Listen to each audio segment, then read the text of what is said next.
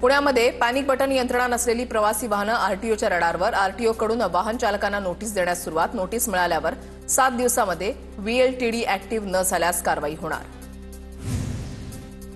विधान भवनातही आता facial recognition system बसवणार. विधान भवनामधील राड्यानंतर अनावश्यक गर्दी कमी करण्यासाठी निर्णय.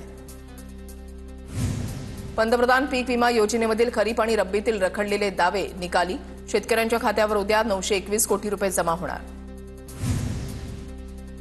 आयसीआयसीआय बँकेच्या बचत खात्यांमध्ये आता कमीत कमी 50,000 रुपये ठेवावे लागणार. 1 ऑगस्ट 2025 नंतर बँकेमध्ये उघडलेल्या सर्व खातेदारांसाठी हा नियम लागू.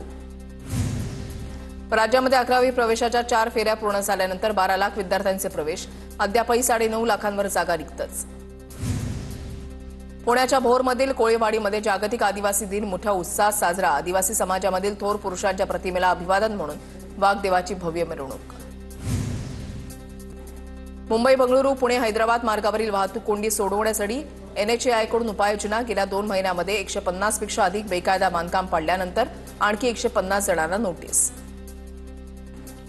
पुण्याच्या उरुळी कांचन परिसरामध्ये तरुणाकडून अल्पवयीन मुलीवर वारंवार अत्याचारातून अल्पवयीन मुलगी गर्भवती राहिल्याचा प्रकार. 30 वर्षीय तरुणावर उरुळी कांचन पोलीस ठाण्यामध्ये गुन्हा दाखल. सरकारचे डोळे उघडण्यासाठी मुंबई गोवा महामार्गावर गणेशोत्सव साजरा केला जाणार. मुंबई गोवा महामार्गाचा महाराजाचं 10 ऑगस्टला पनवेलमध्ये पाटपूजन सोहळा होणार. मुंबई गोवा महामार्ग जनआक्रोश समितीची माहिती. उपमुख्यमंत्री अजित पवार यांच्या बारामतीमधल्या विकास काम पाहणी दौऱ्याला सुरुवात. बारामतीमधील एसटी बस स्थानकाची अजितदादांकडून पाहणी. ठाण्यामध्ये महापालिकेकडून वर्षा मॅरेथॉनचं आयोजन. उपमुख्यमंत्री एकनाथ शिंदे, पालिका आयुक्त खासदार नरेश म्हस्के उपस्थित.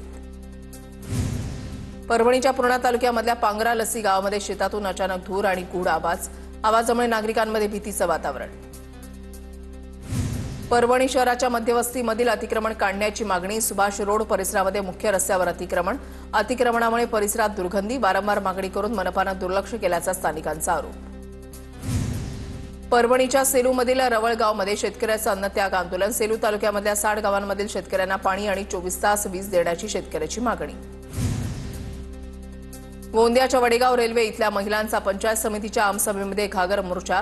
गेल्या 20 वर्षांपासून वडेगाव वासियांना 20 वर्षांपासून पाण्यासाठी बोरवेलवर अवलंबून राहण्याची वेळ.